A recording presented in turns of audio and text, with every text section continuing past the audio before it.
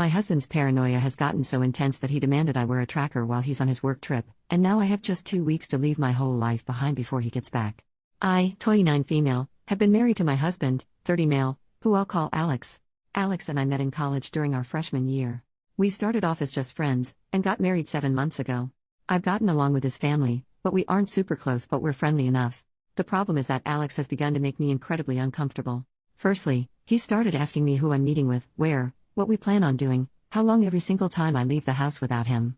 At first, I just thought he was being protective and a good partner just in case something happened, but then he started checking my phone after the visits, vetting and researching each of my friends as well. He also has been pursuing me to link my bank account to his, as he's in charge of the finances when he was perfectly fine with keeping them separate before. We fight about it almost every day. Finally, yesterday when he was preparing to go on a work trip for 2 weeks in California, he demanded I wear a tracker so he could keep an eye on me while he's gone. I can't do this anymore. I feel like I'm suffocating, and his family, who I've spoken to about his worrying behavior, just said he's being careful and protective as a good husband should. I need to gather my things together and find a way to be gone before he gets home without tipping him off. He's always threatened that if he ever found me cheating on him, he'd turn in divorce papers the same day. He keeps a filled-out copy in his desk. I'm going to submit those the day I leave. But there's so much to do: Bergen, finding a new place to live, seeing if my job has any transfers available, packing and moving in 2 weeks. His return flight is in 2 weeks, so I need to move quickly. I'm posting here because I don't have any close family, and I can't risk dragging my friends into this as we share the same friends. I just needed a place to vent, and ask if anyone has any advice on the easiest and safest way to do this. Edit. Oh my god, you guys are amazing. I never even thought to not use his divorce papers. I'll check for cameras before I start any packing or prepping. I may also shred his divorce papers just in case and look into getting a lawyer for myself. I'm in a no-fault divorce state, that much I so remember, which will help. I'll update again when I know more. The tracker he wants me to use is a small clip to put on the belt or waistband. I'll wear it unless I'm going or doing something related to me leaving. No pets yet, thankfully. First update 2 days later. So I've gotten a lot of support and helpful advice along with questions I thought I should clarify before I proceed with the update. Some ask why I'd be hiding things from Alex regarding going out and who I'm meeting with. I don't, and I have nothing to hide. However, when he begins to then double-check everything I tell him with the other people there, right down to each person I talked to and what I said. Did I send any text messages? Did I order food? How much did I eat? That's when it started to feel like I was slowly being pushed into a corner. It didn't start that bad, but gradually grew worse over time. All of the Reddit subs my in-laws' families are part of are related to gardening and DIY, so I highly doubt they'll see this. If so, by the time they do, I'll hopefully be gone. I talked to my job and explained things to my manager. And they promised to look into openings in other states to see if they could get me into one. They'll have an update on that in 3 days. I trust that my bank account is secured, considering he's tried to get into it before and failed. I found one camera in the kitchen, another in the living room, and one in our bedroom. As such, I've left them in place for now and done all other planning, in the bathroom pretending I'm taking a bath. I'm honestly staying away from the domestic violence services as my sister-in-law is unfortunately higher up in those, considering she volunteers there, and I have a feeling if I did show up there, they would know in a heartbeat. I can't look for apartments until I get the update from my work, but either or, I'm still going to be leaving the state. The day before I do, I will be changing my number carrier and wiping my laptop and all of his electronics before I do. I've met with 2 lawyers so far and had them look over the paperwork. My husband had prepared and both said that it did have some clauses in it that could have caused me some trouble down the line. What alarmed all of us closed the fact that several of those clauses dealt with future children, and not as a hypothetical. Like several here suggested, I have a feeling he fully intended on getting me pregnant to keep me trapped and tied to him. There are 3 other locations my job could send me to, and I have. As a precaution, I've begun looking into all 3 cities and housing in the areas. Just in case one of those, this is the one they send me to. Even if they don't have an opening that they can push me into, then I will just have to quit, move and figure things out on my own. I have enough money to live and survive for a few months until I can pick up another job. Unfortunately, all of our friends are mutuals and would likely be unaware of the consequences of saying or sharing anything I do or say with my husband. I don't have any surviving close family, and obviously my in-laws are not a good resource to rely on. I am on my own, unfortunately, other than the wonderful bonds I've begun to make here. I will update again if I get more information or something else happens. Otherwise, I'll update when my work gets back to me. I do plan on leaving before he returns, though, just to make sure that I'm not anywhere near here at that time. Second update 1 day later. Good news. My work has an opening I qualify for that will not only shift me across the country, but also comes with a salary increase as well. I've started telling my in-laws and friends that I'm planning a surprise outing for when my husband gets back for just the 2 of us. This way, people don't give me odd looks if they see me out and about. I've even gone as far as asking my mother-in-law to show me his favorite recipes. Meanwhile, I found a moving company that, while small, is willing to work in a storm. The reason is in 5 days, we're supposed to get hit with a large storm front. I plan to shut off the breaker and say we lost power if he asks, just as several people here suggested, and even sent him a short clip of the storm. I will have all of my stuff moved that afternoon, and I will be flying out once the weather has cleared enough to do so. I have a lawyer who will push my divorce through, and I filled out the necessary paperwork so that I don't have to be here for it. I'm not suing for assets or alimony, and I've shredded his divorce papers as well. I've set up a cheap payphone plan until this is all said and done, at which point I will find a new carrier, number, and phone. This one is being wiped and left behind. My laptop is provided by my work, and the IT department inspected it thoroughly and it was clean, thankfully. No other electronics aside from my laptop. New phone will be coming with me. If Alex needs to talk to me, he can do it through my lawyer. Not sure if anything else will happen. My fingers are crossed that he doesn't think anything's amiss until after I leave, and I'm not turning the breaker back on when I do. He can when he gets home. My work is covering the plane ticket, so that at least is one expense I don't have to finagle in. Third update 7 days later. It's been a busy week, but I've gotten so much done. Firstly, I am now out of the house and am currently in a hotel while I look for an apartment.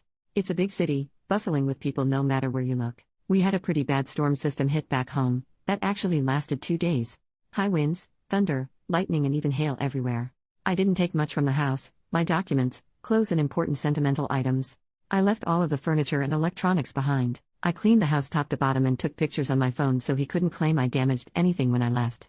My lawyer has already started divorce proceedings, and my husband will be served on the 8th. His plane is due to land early morning, and the sheriff will be there at the house waiting for him. He is very much about public appearances and reputation.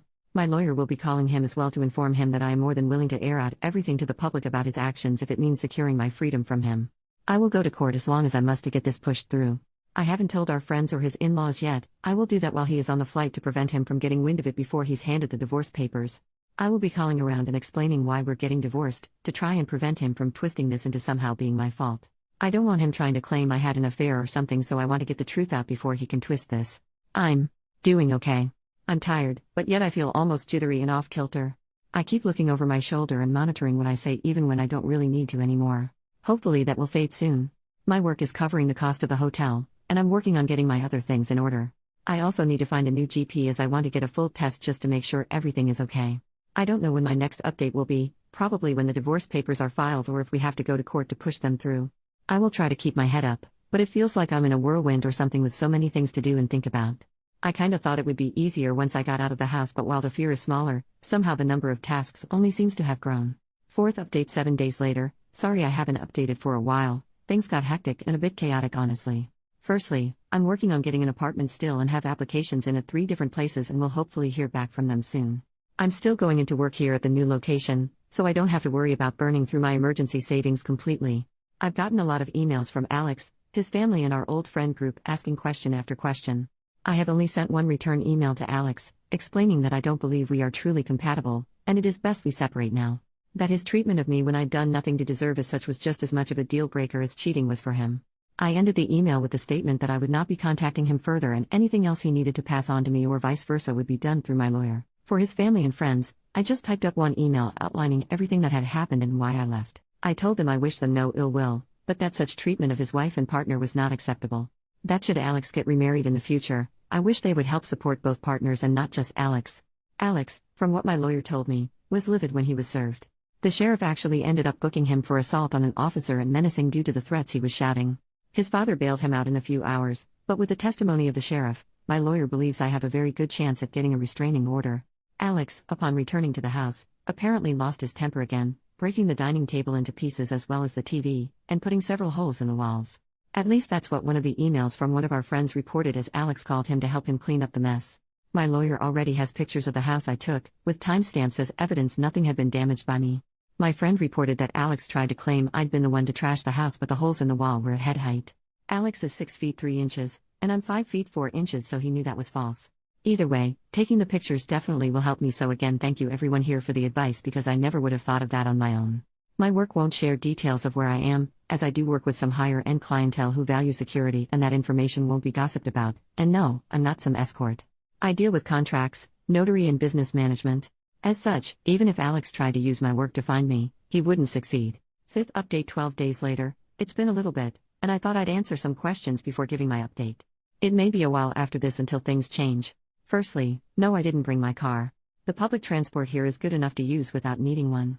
I have secured an apartment, and the building has good security. You need a key card to enter, and there is a security guard at a desk right by the entrance to the building. As part of my contract, I gave them a photo of Alex and his family so that even in the off chance they do find me, they won't be let in. The responses I got from the emails varied. His family said I was overreacting, and that I owe Alex an apology for the problems this has caused him. The pending criminal charges puts him at risk of losing his job if he's convicted. Alex sent a long email, apologizing and pleading for me to come home. He said he was worried for me, that he is willing to go to therapy if it will appease me. He wants us to remain together, and he didn't think leaving was an appropriate response to his genuine concern and worry for my health and safety. The friends gave somewhat lacking replies, saying that they didn't think Alex was ever going to hurt me and that I shouldn't be letting my imagination run away wild. As much as I want to say I was surprised by the lack of support, I'm honestly not. He intends to fight the divorce. I'm letting my lawyer handle it, and I'm also pursuing a protective order as well.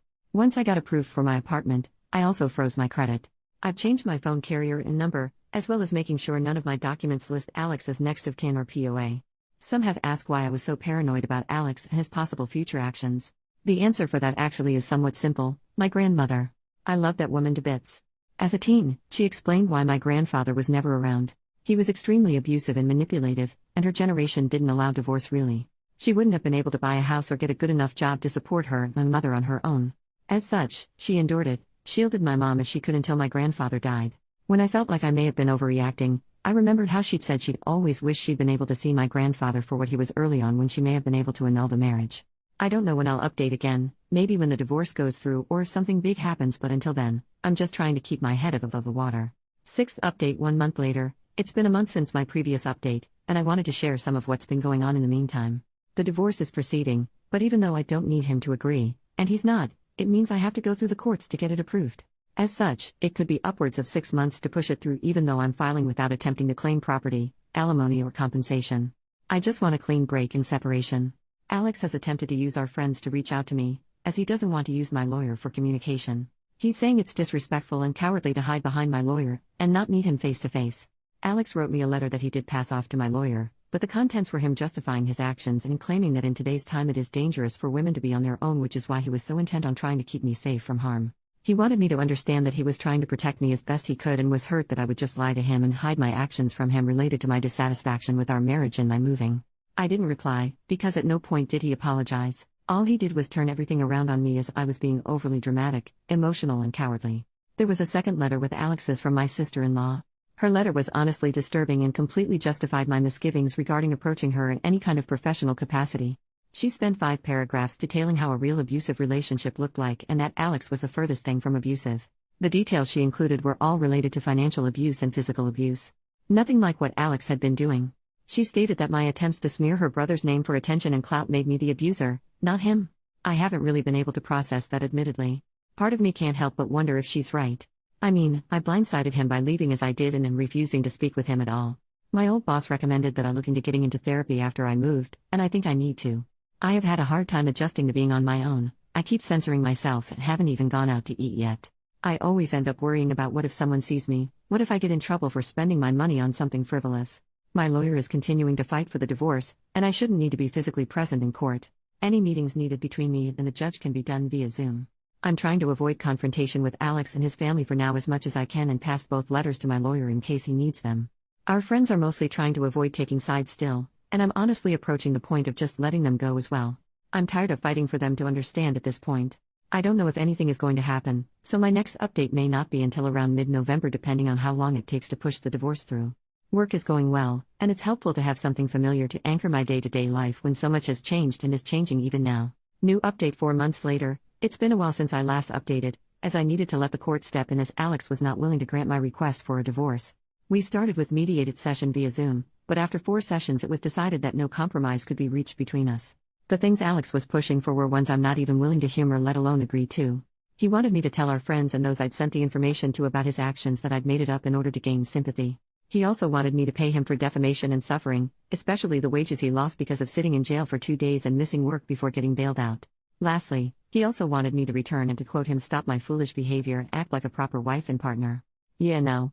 So, needless to say, our mediated sessions went absolutely nowhere.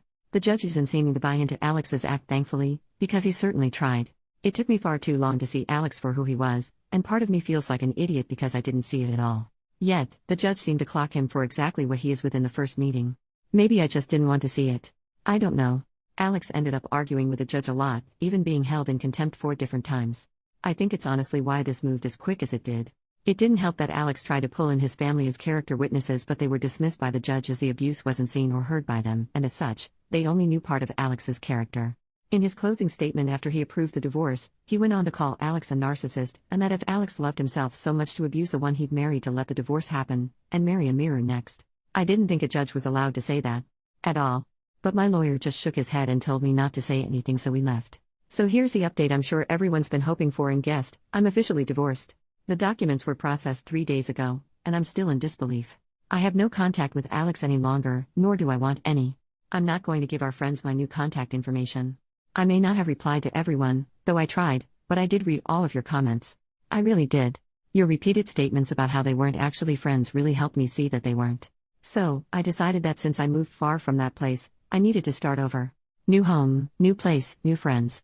It's slow, and I've started therapy, though it took almost 3 months to get it due to the usual wait times, but I've been going 3 times a week ever since. It's helping, even with things I thought were done and dusted.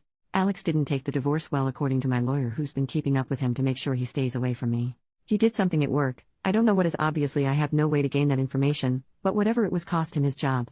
My lawyer also did something I didn't expect him to, but something I think everyone will like. He took the letter my ex-sister-in-law sent me and forwarded it to the domestic violence organization she works for, along with an informal statement regarding Alex, his actions, and the decision of the judge. She's been let go as well, and given how tight those organizations are with one another, my lawyer said that the likelihood of her getting a position at another is slim to none. I actually laughed, though I was a bit teary, when he said that, and that Slim is on a leaky rowboat to China. I've been crying a lot lately, but my therapist says it's normal and shows I'm actually processing things instead of bottling them up and pushing them down. I'll try to update in a month or so, if my emotions level out some, to explain a few more of the details, but I wanted to get this out there, and thank everyone for their continued support and encouragement. I appreciate each and every one of you. I really do.